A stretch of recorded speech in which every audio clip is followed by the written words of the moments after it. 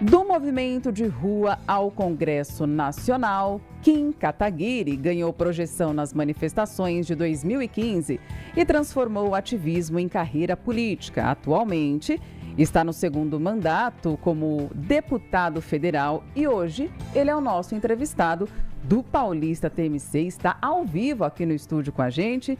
Kim, seja muito bem-vindo e muito obrigada pela presença. Obrigado, é um prazer. Obrigado pelo convite. Kim, então é o seguinte, você vai ser candidato ou não? Porque o senhor, né, vou te chamar de senhor mesmo você sendo muito jovem, senhor ou você? Você, fica tranquilo. Então vamos lá.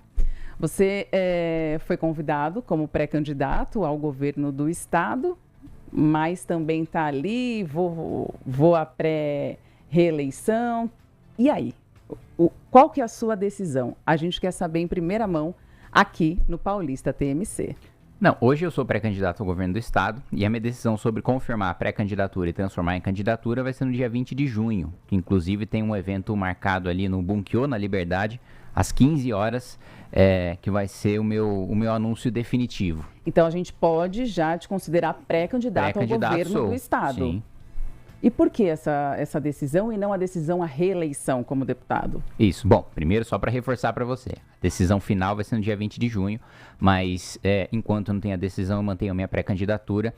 E a decisão é porque, primeiro, o estado de São Paulo é um estado importante demais para não ter um pré-candidato do Partido Missão ao governo do estado. E segundo, porque eu avalio que nós precisamos de uma mudança no estado de São Paulo. O estado de São Paulo é mais rico e mais produtivo da federação, ainda assim não usa todo o seu potencial, né? Anda de lado aí na educação, deixa a desejar na segurança pública. Eu acho que isso é um sentimento de todos nós, né? Da insegurança de se andar na rua, principalmente com roubos e até com latrocínios, né? Eu tive a oportunidade de aprovar recentemente, inclusive na Câmara dos Deputados, no Senado, e também ser sancionado pelo Presidente da República, projeto de aumento de pena para roubo, furto, receptação e fraudes virtuais, estelionatos, especialmente cometidos virtualmente. Então, fazia aí mais de 20 anos, pelo menos, que a gente não tinha nenhuma revisão na parte desses crimes patrimoniais, que hoje são os que mais afligem aí o cidadão, e eu acho que agora fiz o meu trabalho legislativo em relação à segurança, está na hora de fazer o trabalho executivo, está na hora de colocar essa lei em prática.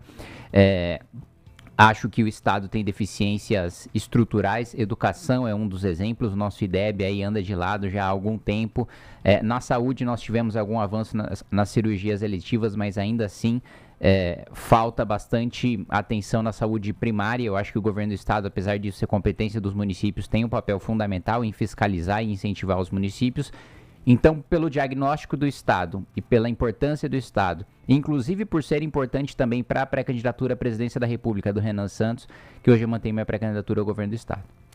Mas como você startou, então, aí falando de segurança pública, quais são suas propostas para a segurança pública, que é o maior problema do Estado hoje? Eu acho que, primeiro, o governador Tarcísio não cumpriu a promessa de valorizar as forças de segurança pública, tanto do ponto de vista salarial, né? A Polícia de São Paulo é uma das que tem os piores salários da federação, e é justamente o Estado de São Paulo que paga o salário da maior parte das polícias militares dos outros estados, com os repasses que a gente faz da União, trabalho que é feito em São Paulo, mas imposto que vai para Brasília. Em relação a equipamentos também, né, a gente tem muita necessidade da polícia científica, da polícia militar, especialmente das rondas ostensivas Tobias de Aguiar. Operações policiais também, que eu acredito que o Tarcísio acabou recuando por medo de apanhar da imprensa, por medo de apanhar de partidos de esquerda, de ONGs de direitos humanos. Receio que eu não tenho nenhum, apanho há 7 anos e continuaria apanhando com prazer, ocupando o Palácio dos Bandeirantes. Integração também com inteligência artificial e tecnologia. A gente tem hoje o Muralha Paulista, mas ele serve apenas para identificar veículos furtados, roubados com placas frias. A gente precisa estender hoje o sistema do Smart Sampa da cidade de São Paulo para todo o estado. A gente precisa cercar o estado com câmeras com inteligência artificial para que nenhum criminoso consiga entrar no estado de São Paulo e, se tentar sair, vai ser preso. A gente sabe que as cidades que adotaram essas câmeras hoje estão, e eu tive em São Caetano recentemente, lá tem o Smart Sanca, e as cidades elas têm conseguido melhorar os seus indicadores de segurança pública, só que esses criminosos vão para outras cidades, e eu quero que eles vão para outro estado, né, como governador de São Paulo, fazendo fazendo esse cercamento eletrônico, a valorização das nossas polícias, que, como eu disse, receberam uma promessa de que teriam uma valorização para cima dos governos tucanos, que nunca valorizaram de maneira justa as nossas forças de segurança, e investir bastante em tecnologia, inteligência artificial, na regulamentação da lei orgânica das polícias também, que teve uma modernização em lei federal das carreiras policiais, e infelizmente o governo do estado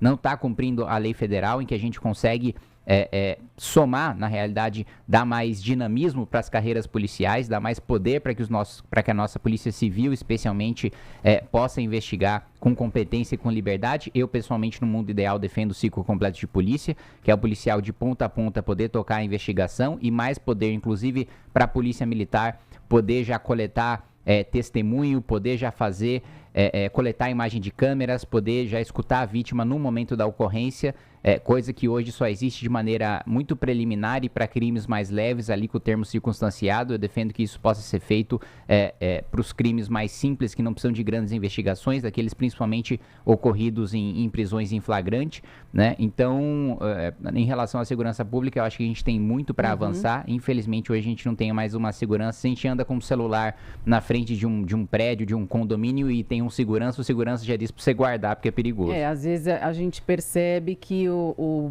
bandido, criminoso, enfim, tem a sensação de impunidade. Mas a gente vai agora com Rafael Tebas, que também tem perguntas. É isso, Fernanda. Kim, muito bom poder conversar com você aqui no Paulista TMC.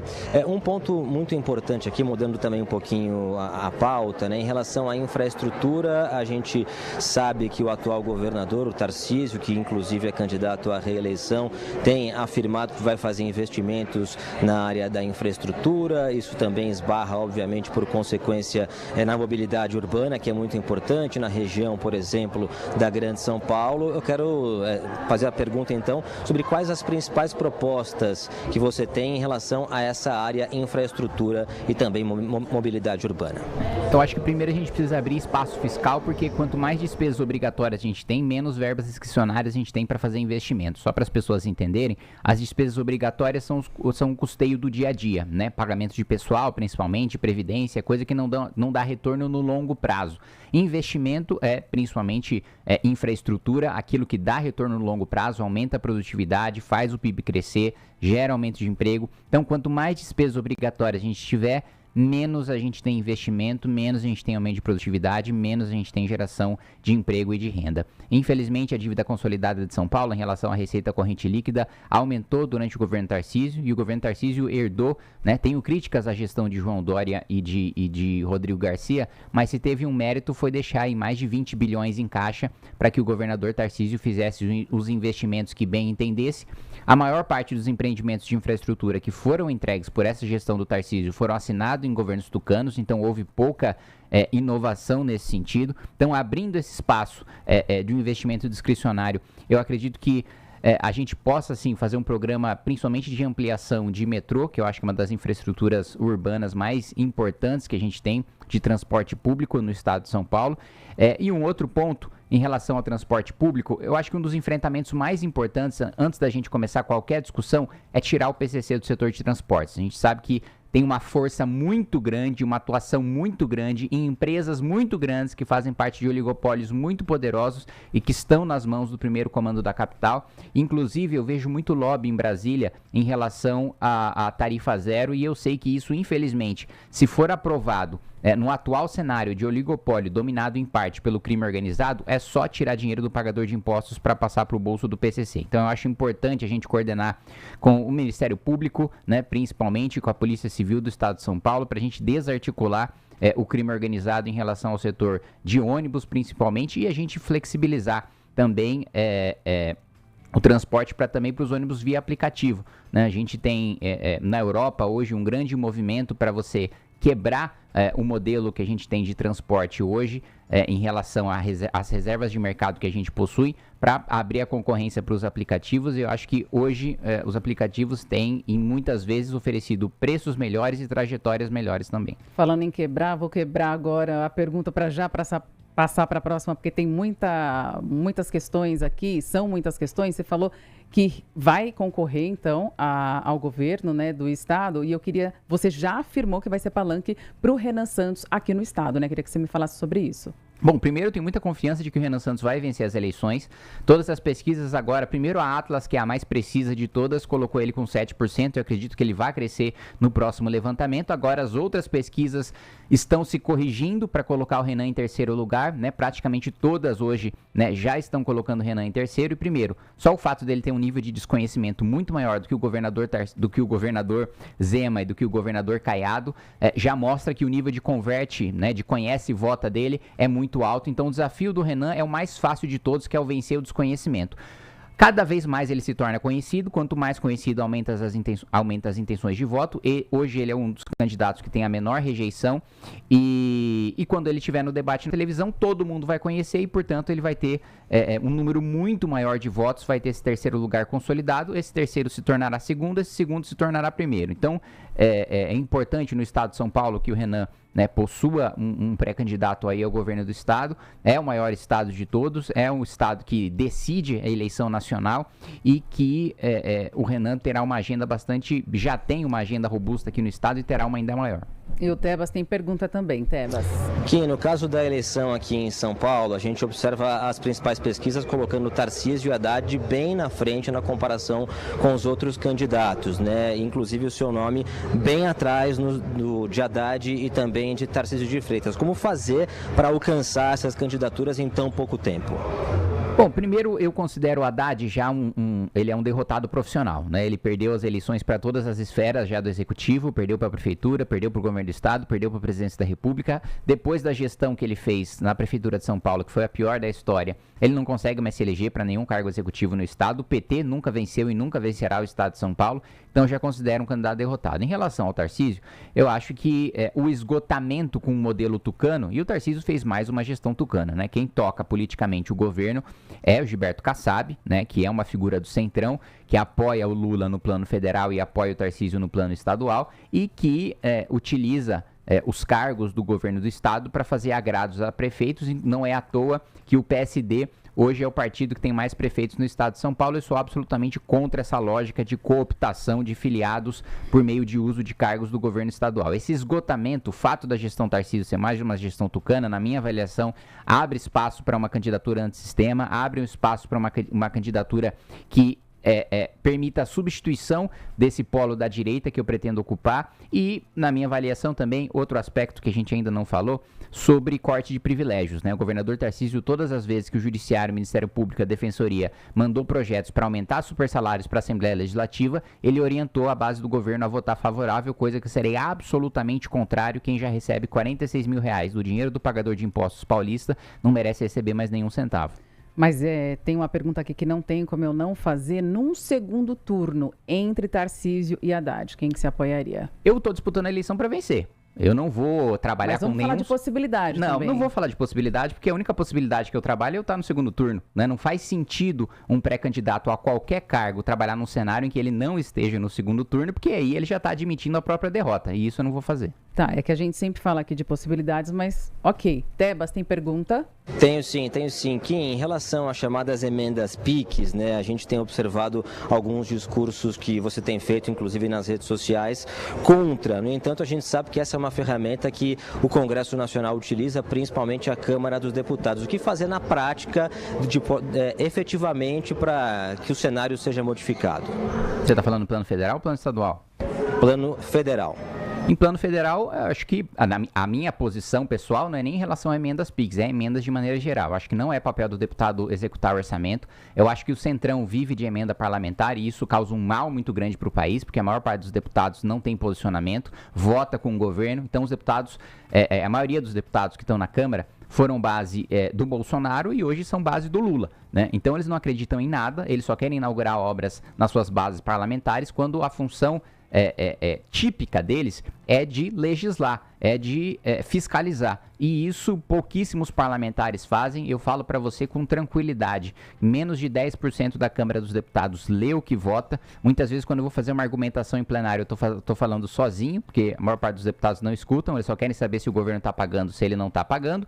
Se o governo não está pagando, eu tenho alguma margem para convencer com base no argumento. Afinal, eu não tenho cargo, não tenho emenda para oferecer, mas ainda assim, eu sou um dos deputados que mais aprova projetos e relatórios na Câmara e também um dos que mais barra maus projetos e maus relatórios dentro da Câmara dos Deputados. Então, a minha posição pessoal é de que ela nem deveria existir. Mas em existindo, e isso é um projeto que eu desenhei na PEC de equilíbrio fiscal que a gente vai aprovar no governo Renan Santos, é de que as emendas deixem de ser uma parcela da receita, né? Então, o incentivo que os deputados têm hoje é de aumentar impostos e aumentar a arrecadação.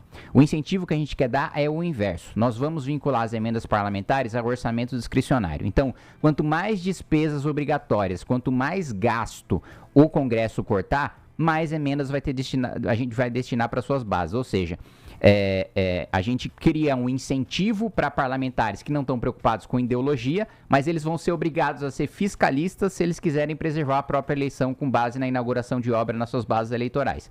Não é o mundo ideal, mas com isso a gente já daria um choque de fiscalismo dentro do Congresso Nacional, a gente poderia derrubar o juro pela metade, a gente poderia diminuir a dívida pública, a gente poderia aumentar a nossa margem para investimento, fazer o maior programa de infraestrutura da história do país, construir o maior presídio das Américas, que é um dos nossos objetivos, fazer uma malha ferroviária de 40 mil quilômetros e vários dos outros projetos que a gente tem em mente para organizar e para executar com uma economia prevista aí de 1,1 trilhão de reais que a minha PEC vai trazer.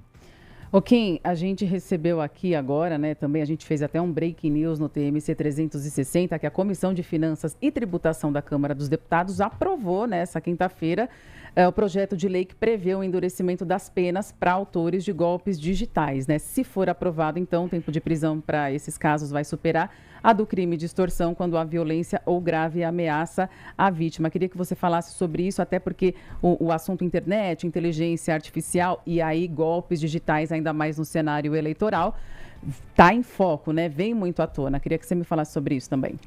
Eu não sei se você falou sabendo, mas fui eu que aprovei esse relatório. Então, mais um relatório aprovado pelo Kim. Sim. Esse foi um relatório que eu aprovei na Comissão de Finanças nessa semana. Infelizmente, cada vez mais golpes têm acontecido na internet e afetando principalmente idosos. Aliás, dentro daquele projeto que eu aprovei, de aumento de pena para furto, roubo, receptação, estelionato, no estelionato a gente transformou em ação penal pública incondicionada, ou seja, antes você obrigava um idoso que sofria um golpe a fazer uma representação, a ir até o judiciário, a ir até o Ministério Público para punir o criminoso que cometeu aquele estelionato. Só que muitas vezes o idoso ele fica constrangido de ter sofrido um golpe, ele acha que a culpa é dele, não do criminoso, ele se sente envergonhado e não vai à justiça. Agora a gente permitiu que o Ministério Público, sem a necessidade de provocação de ninguém, possa perseguir esse criminoso e agora com mais esse meu relatório aprovado na Comissão de Finanças, a gente aumenta a pena para os crimes cometidos no ambiente virtual. A gente sabe que cada vez mais crimes envolvendo, né, você conseguir a senha de cartão de crédito, você conseguir o acesso ao Pix daquela pessoa, você conseguir acesso à carteira de investimentos daquela pessoa. Isso ocorre com cada vez mais frequência e por isso a gente precisa endurecer, né, não só do ponto de vista de pena, mas também do ponto de vista da persecução penal em relação a esses criminosos. Falando então aí de golpes digitais e já entrando aí em emendas PIX, no discurso geral você é contra o uso, né, de emendas PIX, mas também afirma que o vício instrumental do sistema acaba virando legítimo. Então, você é contra ou a favor das emendas PIX? Não, como eu disse para você, eu sou contra emendas de maneira geral, né? Só que hoje você tem as emendas impositivas individuais, que é aquela proporção da receita que todo parlamentar, independentemente de votar ou não com o governo, precisa fazer a indicação. Eu cumpro o meu dever, faço a indicação, não utilizo as emendas para me eleger, não dependo de 1 centavo de emenda para me eleger, meu eleitorado vota em mim por causa das minhas propostas, das minhas ideias, da minha produtividade legislativa, da minha postura correta, coerente, honesta e de fiscalização e de controle, e nunca recebi nenhum centavo de orçamento secreto, mas infelizmente nós temos aí hoje esse instrumento das emendas impositivas que eu tenho o dever de fazer o encaminhamento. Boa parte do meu tempo que deveria estar dedicado à produção legislativa, eu tenho que utilizar hoje para fazer fiscalização de emendas, para saber se não tem nenhum prefeito usando essas emendas para esquema de corrupção ou para desviar a função para outra área. Recentemente tive um problema com a emenda de Osasco, que não foi executada. A gente tinha enviado ali para o Lar Jesus Entre as Crianças, para um batalhão da Polícia Militar, o prefeito não fez o devido encaminhamento, eu mandei isso para o Ministério Público e para o Supremo Tribunal Federal, agora o prefeito está dando andamento nessas emendas. Eu não deveria ter que fazer esse papel papel, eu não deveria sequer ter que encaminhar essas emendas, esse recurso que deveria ficar com o município, deveria ficar com o governo do estado, deveria ser executado pelo governo federal, porque é o executivo que tem a função de executar, de governar, de, portanto, executar o orçamento, não o legislativo, mas como essa função é imposta a mim, eu também preciso cumprir.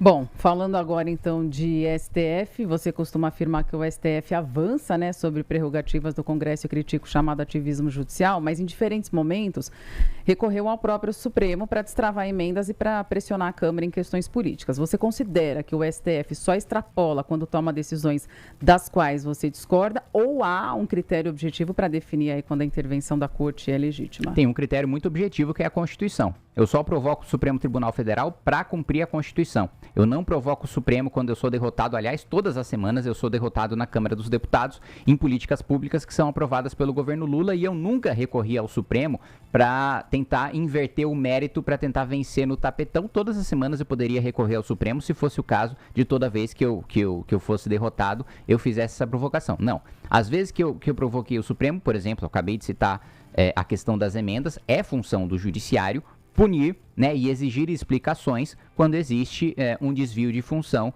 por parte de execução de emendas parlamentares. Da mesma maneira, como algumas vezes eu já ingressei com mandado de segurança, já impetrei mandado de segurança parlamentar para exigir que o devido processo legislativo fosse cumprido. O devido processo legislativo é um direito constitucional, é um direito de minoria que deve ser assegurado independentemente da vontade do presidente da Câmara ou dos líderes partidários. E, portanto, aquilo que está previsto na Constituição e na lei, o Judiciário deve fazer cumprir. Aquilo que não está previsto, o Judiciário não deve se meter. Eu nunca ativei e nunca vou ativar o Judiciário para tentar fazer alguma coisa que não está prevista em legislação. Ok, para a gente terminar, teríamos muito mais perguntas, mas qual que é a sua avaliação sobre a PEC do fim da escala 6x1, tanto em relação às chances de aprovação quanto à representação apresentada ao TCU contra a campanha do governo federal sobre o tema? Bom, eu já explicitei muito o meu posicionamento em relação à PEC em si. Acho que é demagogia, é populismo, não vai fazer com que a escala 6x1 acabe. Todos nós somos contra a escala 6x1. Agora, uma PEC que vai enganar o trabalhador, isso eu votei contrário. Fui um dos únicos que teve a coragem de ser nos bastidores e no voto publicamente ser contra essa PEC populista. Infelizmente, a maior parte dos deputados, né, todos da base do governo e alguns que se dizem de direita, né, boa parte deles bolsonaristas, acabaram votando por populismo a PEC da escala 6x1. Eu representei o governo Lula no Tribunal de Contas da União porque o Tribunal de Contas proíbe que o governo utilize dinheiro de propaganda institucional para pressionar pela aprovação de um projeto. O governo não pode usar dinheiro público para pressionar a aprovação de um projeto fazendo propaganda dele para a sociedade. O governo só pode divulgar políticas públicas que já estão em vigor, mas não pode pressionar pela sua aprovação. Isso é um uso ilegal do dinheiro público. O dinheiro de propaganda institucional do governo deveria ser para mostrar para as pessoas, olha, tem uma nova campanha de vacinação, tem um novo medicamento disponível, tem um novo programa, por exemplo, de você retirar, um projeto meu que foi implementado pelo governo Lula, de você poder retirar sua CNH sem autoescola. O dinheiro de propaganda institucional foi feito para isso, e não para você ilegalmente pressionar o parlamento a votar qualquer pauta. Kim Kataguiri, pré-candidato ao governo do estado, muito obrigada pela sua entrevista, pela sua disponibilidade. Um ótimo dia e obrigada por estar aqui conosco hoje no Paulista TMC. Obrigado, bom dia, sempre à disposição. Se você tem vontade de montar um canal de cortes para ajudar a divulgar as ideias do MBL e da missão, eu tenho um treinamento 100% focado mostrando como você pode sair do zero sem saber nada de edição, thumbnail, até você monetizar um canal de cortes e além de estar ajudando no projeto, também ser remunerado por isso. No mês de maio, por exemplo, o canal Inevitável Cortes faturou mais de 30 mil reais apenas de AdSense. O Felino Missionário e o Missão Avança, ambos fizeram mais de 1 milhão de visualizações e faturaram acima dos 14 mil reais. E se isso te interessou de alguma maneira, é só clicar no primeiro link da descrição desse vídeo ou então ler o QR Code que tá aparecendo aqui no meio da sua tela agora, onde eu vou te explicar de maneira mais detalhada como você pode começar o seu próprio canal de cortes.